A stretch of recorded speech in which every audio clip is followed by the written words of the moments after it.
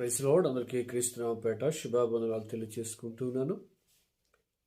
ఈ ప్రత్యేకమైన సమయంలో దేవుని యొక్క వాక్యాన్ని క్రిస్మస్ సీజన్లో అందించడానికి దేవుడిచ్చిన కృపను బట్టి నేను వందనాలు చెల్లిస్తున్నాను. మరి అనేక దినముల నుండి దేవుని యొక్క వాక్యాన్ని మీకు ప్రకటిస్తూ వస్తున్నాం.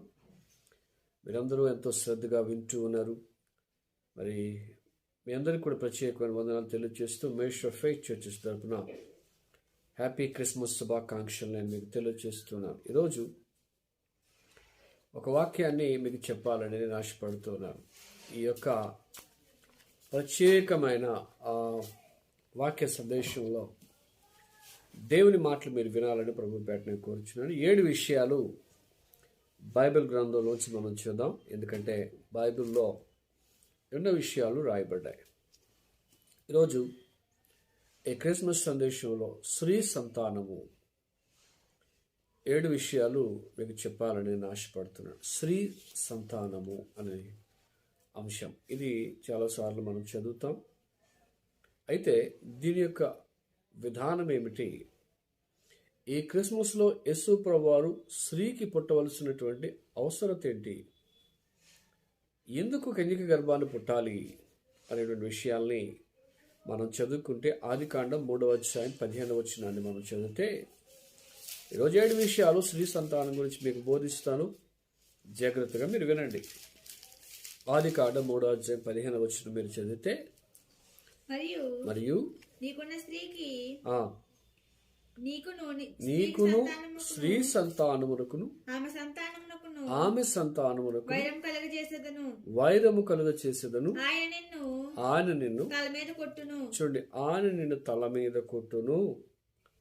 ఇక్కడ మనం ఆలోచిస్తే కొన్ని సంతానముల గురించి చెప్పబడింది. ఇది గాడ్స్ ప్లాన్ ఫర్ ఫ్యూచర్. దేవుడు భవిష్యత్తు జ్ఞానము నెరిగిన దేవుడు ఒక ప్రణాళికను దేవుడు ఇక్కడ చేశాడు. అది స్త్రీ సంతానము. చూడండి, ఆమె యందు అనేటువంటి మాట మనకు కనిపిస్తుంది. ఆమె సంతానము. మీరు ఇదే వాక్యాన్ని ఆమె సంతానము అని మీరు ఎలాగ మనం కన్ఫర్మ్ చేయగలమనంటే, యేసుప్రభు పుట్టుక గురించి చాలామంది ప్రవక్తలు ప్రవచించారు. ఆ ప్రవక్తలలో ఒక ప్రవక్త అయినటువంటి యెషయా 7:14 యెషయా గ్రంథం 7వ అధ్యాయం 14వ వచనంలో ఒక మాట దేవుడు రాయించాడు. ఆ రాయించిన మాటలో ఉన్న ఆంతర్యం ఏమిటి అని అంటే 7:14 మనందరికీ చాలా ప్రభు కాబట్టి 7:14 కాబట్టి ప్రభువు తన యొక్క సూచన మీకు చూపును. ఆలకించుడి. కన్యక గర్భవతి అయి కుమారుని కలుచుని కన్యక అని ఉపయోగించాడు. ఇక్కడ ఆమె సంతానము అంటే ఇక్కడ కూడా కన్యక అంటే పురుష ప్రమేయము లేకుండా ఒక వ్యక్తి పుట్టబోతున్నాడనే కాన్సెప్ట్ ఇక్కడ చెప్పారు. యెషయా గ్రంథం 7:14 మీరు చదివితే కన్యక గర్భవతి కుమారుడి కనుంటే ఒక ప్రత్యేకత, యేసుప్రభు పుట్టుకలో ప్రణాళికలో ఒక ప్రత్యేకత ఉంది. కాబట్టి ఆమె సంతానము అనగానే ఇక్కడ స్త్రీ. కొంతమంది ఈ కన్యక గర్భవతి కన్యక అనే మాటకి హిబ్రూలో వాడిన పదాన్ని చాలామంది రకరకాలుగా ఈ మధ్య మతోన్మాదులు మిస్ఇంటర్ప్రిట్ చేస్తున్నారు. ఆల్మా అని ఇలా కొన్ని పదాలని ఉపయోగించారు. కానీ దాని అర్థం ఏంటంటే కన్యక అనే స్త్రీ అని ఉంది. మీకు కావాలంటే నేను ఎవిడెన్స్ పెడతాను, చూడండి. కాబట్టి స్త్రీ అని అంటే పెళ్ళైపోయిన స్త్రీ అన్నట్టుగా వీళ్ళు దాన్ని కంక్లూడ్ చేస్తున్నారు. కనుక ఒరిజినల్ మీకు డిక్షనరీ మీకు చూస్తే ఆల్రెడీ నా ఫేస్బుక్లో మీకు చూడండి. ఇక్కడ మనం ఆలోచన చేస్తే ఆమె సంతానము కన్యక గర్భవతిగా, ఇక్కడ కొంతమంది ఈ కన్యక గర్భవతి కుమారుడు కన్నంటే యెషయా గురించి అని కొంతమంది రాంగ్ ఇంటర్ప్రిట్ చేస్తున్నారు. అది కూడా కరెక్ట్ కాదు. ఎందుకంటే యెషయా భార్య ఒకవేళ పిల్లల కంటే ఆమెకు ఎలా అవుతుంది? కాబట్టి మీరు ఆలోచన చేయండి. కొన్ని ఇంటర్ప్రిటేషన్స్, బైబిల్కి వ్యతిరేకంగా ఎన్నో ఇంటర్ప్రిటేషన్స్ వస్తూ ఉంటాయి, కానీ ఫ్యాక్ట్ విన్నమండి. ఇంకా మనం చూస్తే మత్తయి సువార్త 1:16 మనం చదివితే ఇక్కడ అద్భుతమైన వివరణ మీకు వస్తాను చూడండి. యాకోబు చూడండి, మరియ భర్త అయిన యోసేపును కనెను. అంటే పురుష సంయోగము కలిగిన వారు చెప్పే మాట కనెను అని ఉపయోగించాడు అక్కడ. ఆమె చూడండి, ఆమె యందు క్రీస్తు అనబడిన యేసు పుట్టెను. ఆమె యందు పుట్టెను. కన్యక, ఆమె చూడండి, స్త్రీ సంతానము అన్నారు దీన్ని. మన ఎవరి సంతానం? పురుష సంతానం. ఎవరైనా సరే పలానా ఆవిడ కన్నది అని అంటే భర్త లేకుండా కనరు.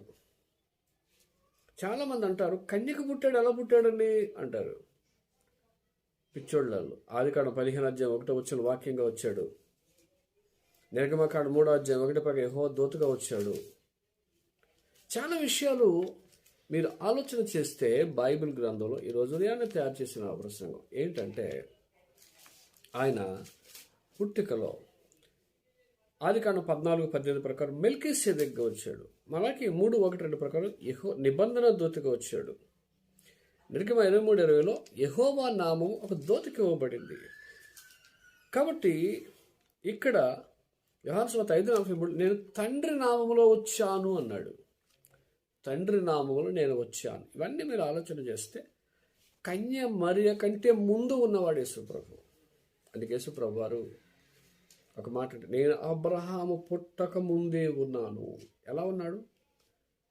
వాక్య ప్రత్యక్షతలో ఉన్నాడు, మెల్కీసెదెకు ప్రత్యక్షతలో ఉన్నాడు, దూత ప్రత్యక్షతలో ఉన్నాడు, ఎప్పుడూ ఉన్నాడండి. అనాది కాలము నుండి ఆయన ప్రత్యక్షమగుతూ వచ్చాడు. ఆ ప్రత్యక్షతే ఇక్కడ మనకు కనిపిస్తుంది. అయితే ఆయన స్త్రీ సంతానముగా ఆయన భూలోకానికి ఎందుకు రావాల్సి వచ్చిందో కొన్ని విషయాలు మనం చూద్దాం. ఎందుకంటే ఆయన మనలను ఎందుకు స్త్రీ సంతానముగా చేయబడతాడు కొన్ని విషయాలు నేను మీకు తెలియజేస్తాను. ఎందుకంటే ఆ స్త్రీ నుండి అంటే పుట్టినటువంటి యేసు ప్రభువారు స్త్రీ సంతానముగా వచ్చి ప్రతి మనిషిని విమోచించాలి, ప్రతి మనిషిని ఆయన విడుదల చేయాలనే సంకల్పంతో అనేది మొట్టమొదటిగా మీరు ఆలోచన చేస్తే మొట్టమొదటి పాయింట్ చెప్తే గలతీయులకు రాసిన పత్రిక 4వ అధ్యాయం 5వ వచనాన్ని మీరు చదివితే మొట్టమొదటి పాయింట్ మీకు అర్థమవుతుంది. గలతీయులకు రాసిన పత్రిక 4వ అధ్యాయం 5వ వచనం ఇక్కడ ఒక మాట రాయబడింది. ఆయన ఎందుకు స్త్రీకి పుట్టాలి? 7 విషయాలు మీకు తెలియజేస్తాను. గలతీయులకు రాసిన పత్రిక 4వ అధ్యాయం 5వ వచనాన్ని మీరు చదివితే అక్కడ స్త్రీ యందు పుట్టి అనేటువంటి మాట మనకు కనిపిస్తుంది. కాబట్టి దేవుని యొక్క వాక్యములో స్త్రీ యందు ఎందుకు పుట్టాలి అని మనం ఆలోచన చేస్తే ఇక్కడ ఒక విషయాన్ని మీకు తెలియజేస్తాం. ఇక్కడ ఆయన స్త్రీ యందు పుట్టి మనము దత్తపుత్రులము కావాలని చూడండి. ఎందుకు స్త్రీ ఎందుకు పుట్టాలి అని అంటే మనందరము దత్తపుత్రులము కావాలి. ఆయన ఇంకా మీరు కొన్ని ట్రాన్స్లేషన్ స్వీకృత పుత్రులు కావాలి అంటాడు. అంటే దేవునికి పుత్రులుగా చేయబడాలి, దేవునికి పిల్లలుగా చేయబడాలి. ఇందుకే యేసు ప్రభువు వారు స్త్రీ యందు పుట్టి అన్నాడు. మనము దత్తపుత్రులము కావాలని ఆయన భూమి మీదకి వచ్చినట్లుగా మనం చూస్తాం. దత్తపుత్రులం అంటే యోహాను 1:12 మనం చూస్తే తన్ను ఎందరు అంగీకరించిరో వారందరికీ దేవుని పిల్లలగుటకు అధికారం అనుగ్రహించినట్టాడు. ఆయన స్త్రీ యందు పుట్టడానికి గల కారణం మనందరము దేవుని పిల్లలం అవ్వాలి, దేవుని పిల్లలుగా ఉండాలి. అందుకనే స్త్రీ యందు పుట్టాడు. ఒక ప్రత్యేకతను కలిగినటువంటి యేసు ప్రభు స్త్రీ యందు పుట్టి ఆయన ఇంకొక విషయాన్ని కూడా మనము చూస్తే గలతీయులు రాసిన రెండవదిగా గలతీయులు రాసిన పత్రిక 3వ అధ్యాయం 16వ వచనం మనం చదువుకుంటే, అబ్రహామునకు అతని సంతానమునకు చూడు వాగ్దానం చేయబడ్డాడు. గూర్చి అన్నట్టే అని చెప్పక ఒకని గూర్చి అన్నట్టు నీ సంతానమునకు అనెను. ఆ సంతానము క్రీస్తు అన్నాడు. రెండవదిగా ఆ సంతానము క్రీస్తు అన్నాడు. ఇక్కడ అబ్రహాము గురించి చెప్పబడిన, ఎవరి గురించి చెప్పబడిన, ఒకని గురించి అన్నట్టే ఆ ఒక్కరు యేసు ప్రభువారు. ఆ ఒక్కరే క్రీస్తు సంతానం. ఎవరి క్రీస్తు సంతానం అంటే వాగ్దానం చేశాడు. ఆదికాండం 3:15 వాగ్దానం చేసిన దేవుడు ఒక వాగ్దానం ఇచ్చాడు. ఏంటంటే సర్పము యొక్క సంతానము నుండి నేను విడిపిస్తానని, విమోచిస్తానని వాగ్దానం చేసిన దేవుడు. మీరు ఇదే గలతీ 3:19 మీరు చదివితే, అలాగైతే ధర్మశాస్త్రం ఎందుకు, ఎవనికి ఆ వాగ్దానం చేయబడును ఆ సంతానం వచ్చే వరకే ఉంటుంది. అది అంటే ఒక వాగ్దానం ధర్మశాస్త్రం ద్వారా అయితే ఒక వాగ్దానం ఆ సంతానం వచ్చేంత వరకే. కానీ క్రీస్తు సంతానం ఏంటంటే ధర్మశాస్త్రము ద్వారా వచ్చిన సంతానము ఉంది. క్రీస్తుని విశ్వసించి క్రీస్తులో ఉంటే మనందరము క్రీస్తు సంతానము అని చెప్పబడుతుంది. క్రీస్తుని అంగీకరిస్తే, క్రీస్తుని విశ్వసిస్తే మనందరం ఎవరి సంతానమో తెలుసా? క్రీస్తు సంతానం అని చెప్పబడుతుంది. ప్రభువునందు ప్రియులారా, మనందరం ఎవరు అంటే క్రీస్తు సంతానం. వాగ్దానము చేయబడం, ఒక వాగ్దానం చేశారు.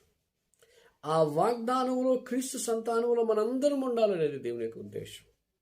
అందుకని ఆయన క్రీస్తు సంతానముగా. అసలు మనం ఎవరు? మూడవదిగా మనం చూస్తే అపోస్తల కార్యముల గ్రంథం 17వ అధ్యాయం 29వ వచనాన్ని చదివితే, అపోస్తల కార్యముల గ్రంథం 17:29వ వచనాన్ని మనం చదువుకుంటాం.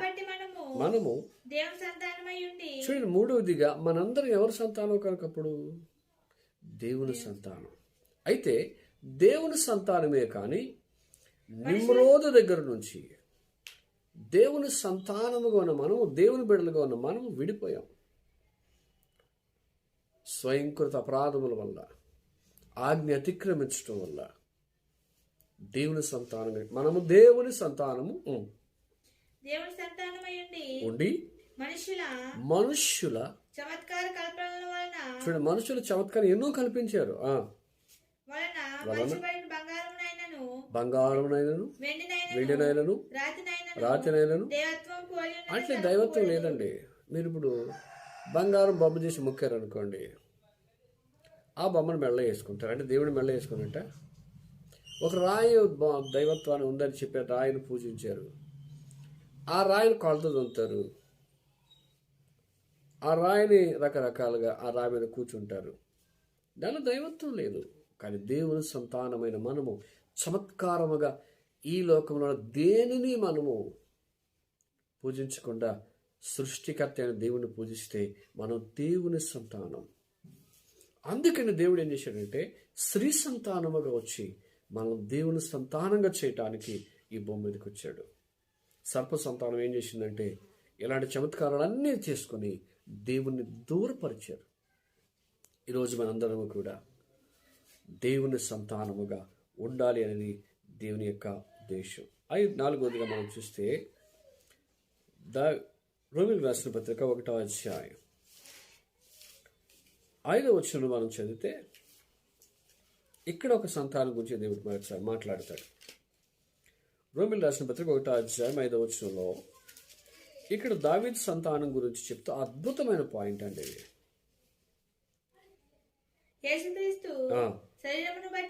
యేసుక్రీస్తు శరీరమును బట్టి చూడండి, శరీరమును బట్టి స్త్రీ సంతానము దావీదు సంతానం పుట్టాడు. శరీరమును బట్టి దావీదు సంతానముగాను మృతులలో నుండి పునరుద్ధానుడైన విధానం బట్టి, పరిశుద్ధమైన ఆత్మను బట్టి దేవుని కుమారుడుగాను. ఎలాగో దేవుని కుమారుడుగా, ఆయన దేవుని కుమారుడే. పునరుద్ధానుడైన విధానాన్ని బట్టి దేవుని కుమారుడు అయిపోయాడు. శరీరాన్ని బట్టి ఆయన ఏమయ్యాడు? దావీదు సంతానంగా చేయబడ్డాడు. అంతే తప్ప దావీదు సంతానం ఎందుకు చేయబడ్డా లాస్ట్లో మీకు చెప్తాను. ఆయన ఈ యొక్క దావీదు సంతానంలో ఎందుకు వచ్చాడు అంటే, శరీరమును బట్టి దావీదు సంతానాన్ని ఎన్నుకున్నాడు. ఎన్నుకొని ఆ దావీదు వంశములో నుండి పరిశుద్ధురాలని కన్యక గర్భాన దావీదు వేరు చిగురు అంటే యెషయా మొద్దు నుండి అంటాడు. మొద్దు అంటే ఇంకేం లేదు, కానీ ఆ మొద్దులో నుంచి ఒక చిగురు వచ్చింది. ఆ చిగురు మీకు పాత నిబంధన చరిత్ర అంతా చదివితే యూదులు చంపడానికి చాలా కుట్రలు జరిగాయి. యెరొబెయాము టైం నుంచి ఆఖరికి పసిపిల్లలను చంపేంత వరకు కూడా చాలా రకాల యూదులను చంపాలని, ఎస్తేరు కాలంలో కూడా యూదులందరిని చంపాలని చూస్తే దేవుడు ఆ మొద్దు నుండి, శాసములో నుండి చిగురించి, చిగురు అని ఒకడు కలడు, వస్తాడు, పుడతాడని ఒక వాగ్దానం ఉంది. ఆ వాగ్దానం ప్రకారంగా యెషయా మొద్దు నుండి ఒక చిగురుగా ఉన్నటువంటి మరియాలో నుండి ఆయన భూమి మీదకి ఎందుకు వచ్చాడో తెలుసా? రక్షకుడుగా వచ్చాడు. ఆయన రక్షకుడిగా రావడమే కాదు, పునరుద్ధానుడై శిలువ యాగము జరిగి పునరుద్ధానుడైన తర్వాత ఆయన దేవుని కుమారుడుగా ప్రభావముతో ఆరోపింపబడిన అనే మాట మనకి అక్కడ కనిపిస్తుంది. కాబట్టి ఈరోజు ఆయన శరీరం బట్టి ఆయన ఈ లోకంలో పుట్టాడు. ఇంకా మీరు ఐదవదిగా మీకు ఇంకొక పాయింట్ చూపిస్తాను. రోమీయులకు రాసిన పత్రిక 9వ అధ్యాయం 29వ వచనం మనం చదువుకుందాం. మరియు యెషయా చెప్పిన ప్రకారము సైన్యములకు అధిపతియగు ప్రభువు మనకు సంతానము శేషించకపోయినా ఎడల మనము సొదొమ వలెను గొమొర్రా వలె అగుదుము అంటే, ఆయనను అక్కడ ఒక పాయింట్ మీకు చెప్తాను. ఏంటంటే స్త్రీ సంతానం ఉన్నటువంటి యేసు ప్రభు వారు అక్కడ మాట చెప్తున్నారు, ఇసుక వలె చేస్తానన్నాడు. చదవమ్మ కిందకది. అట్లయితే మనం ఏమందుము?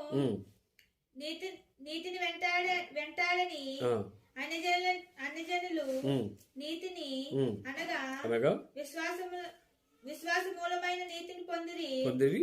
అయితే ఇశ్రాయేలు నీతి కారణమైన నియమమును వెంటాడినను ఆ నియమమును అందుకొనలేదు. చూడండి, ఆ నియమమును అందుకోలేదు.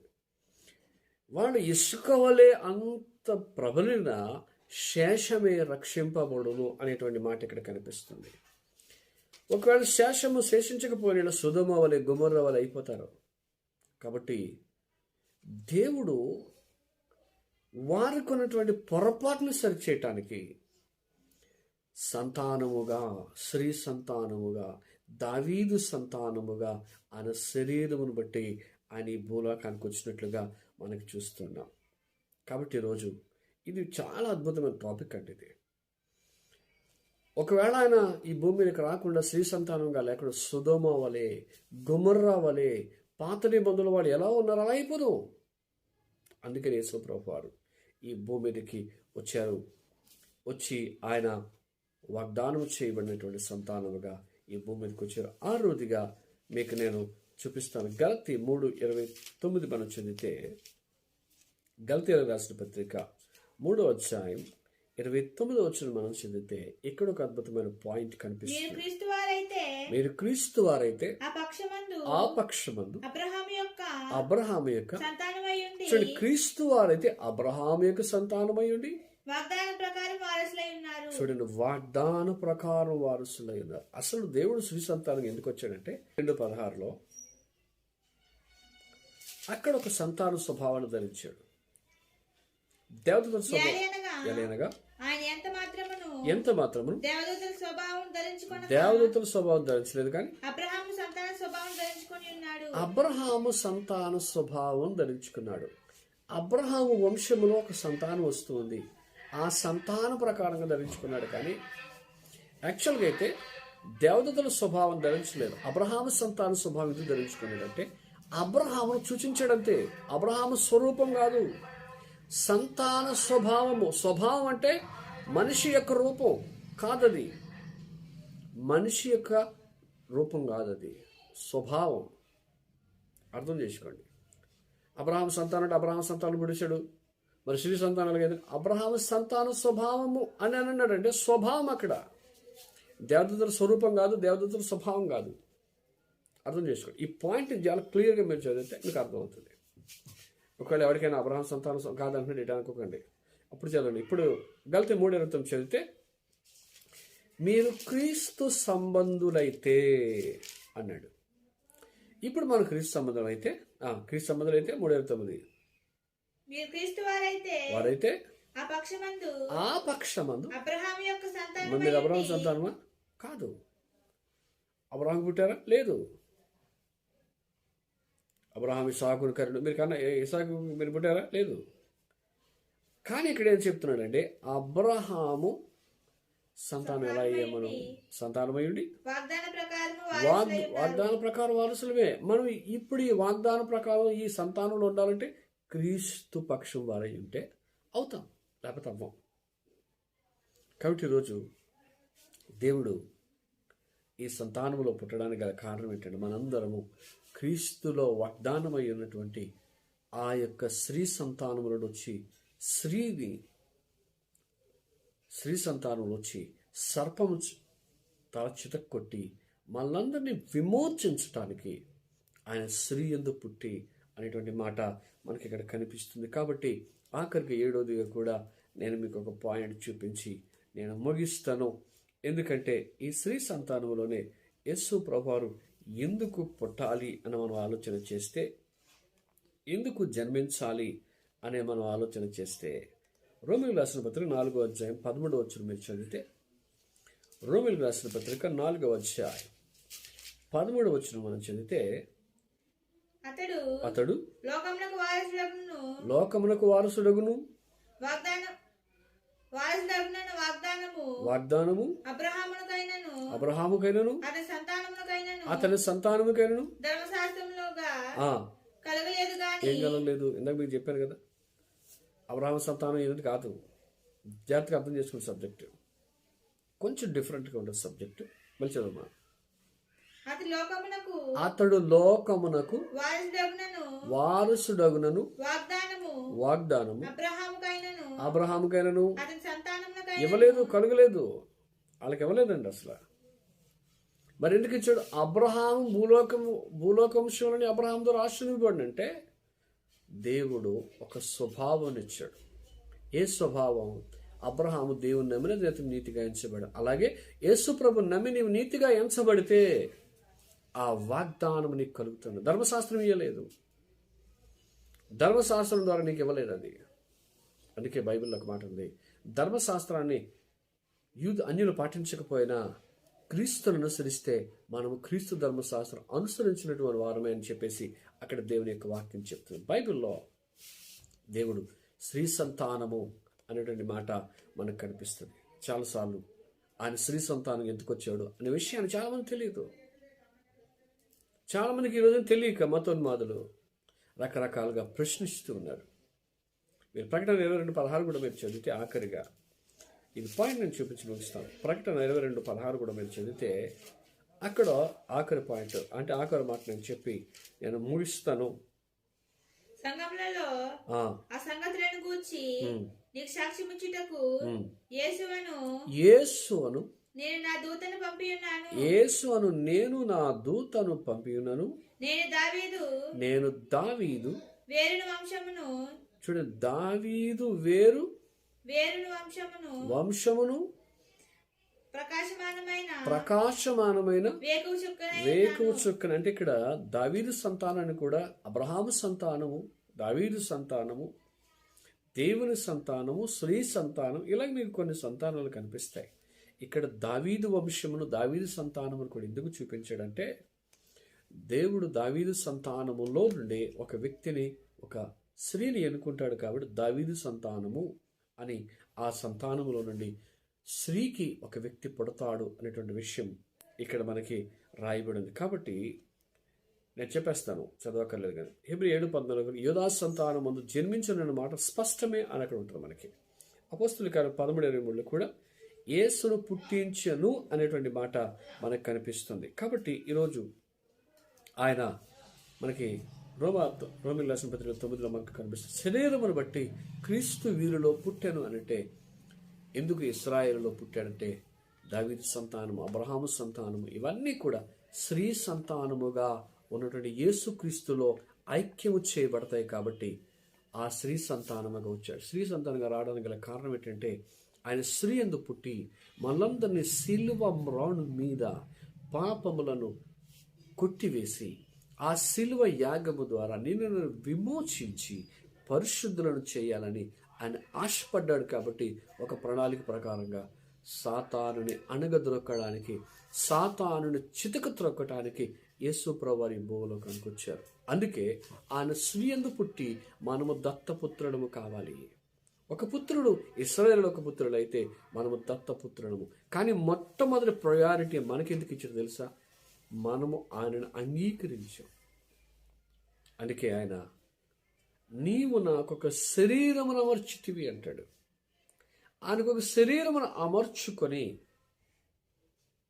పాప శరీర ఆకారముగా చేయబడి పాపము లేనివాడుగా పుట్టి పరిశుద్ధుడిగా ఈ భూమి మీద జన్మించి ఆయన ఎలాగా ఈ శిలువమ్రాలను కొట్టివేశాడో తెలుసా? పాపము లేనివాడుగా పరిశుద్ధుడిగా ఉండి పాపమును కొట్టివేసి స్త్రీ యందు పుట్టిన యేసు ప్రభువారిలో పాపము లేదు. నా యందు పాపముందని మీలో ఎవడైనా స్థాపించగలడా అన్నాడు దేవుడు. ఎంత మంచి మాట అండి అది. ఎవరికి లేదా ధైర్యం? ఎంతోమంది దేవుడు పట్టొచ్చు, ఎంతోమంది ఉండొచ్చు ఈ భూమి మీద, కానీ ఎవడు కూడా పరిశుద్ధతను బోధించినవాడు తక్కువ, పరిశుద్ధతను బోధించినవాడు తక్కువ, పరిశుద్ధతలు జీవించిన వాడు తక్కువ. యేసుప్రభువైతే పరిశుద్ధతలో జీవించాడు, పరిశుద్ధుడిగా బ్రతికాడు, పరిశుద్ధుడిగా చనిపోయాడు. అందుకే శరీరమును బట్టి దావీదు సంతానంలో పుట్టాడు, కానీ ఆయన పునరుద్ధానుడైన విధానమును బట్టి ఆయన దేవుని కుమారుడిగా ఆరోపింపబడ్డాడు. ఈ క్రిస్మస్ సీజన్లో స్త్రీ యందు యేసుప్రభు పుట్టడానికి గల కారణం ఏంటి తెలుసా? ఒక విమోచన. స్త్రీ యందు ఎందుకు పుట్టాడు? దత్తపుత్రుడు కావాలని. స్త్రీ యందు ఎందుకు పుట్టాడు తెలుసా? మనల్ని విమోచించి దేవుని కొరకు ఒక ప్రతిష్ఠ చేయాలనే ఉద్దేశంతో ఆయన స్త్రీ యందు పుట్టినట్లుగా మనం చూస్తాం. ఈరోజు మీరందరూ కూడా స్త్రీ యందు పుట్టిన యేసునందు మీరు విశ్వాసం ఉంచండి. మీరు అబ్రహాము సంతానము, దావీదు సంతానముగా ఉండి స్త్రీ సంతానముగా మార్చబడి ఆయన యొక్క సారూప్యములకు మీరు మార్చబడతారు. ఆయన యొక్క మహిమలో నిశ్చోతంలో మీరు ఉంటారు. కాబట్టి ఈరోజు ఈ వాక్యం ద్వారా మీరు అందరూ ఆశీర్వదించబడాలని కోరుకుంటూ ఈ కొద్ది మాటలు దేవుడు దీవించి ఆశీర్వదించును గాక. ఆమేన్.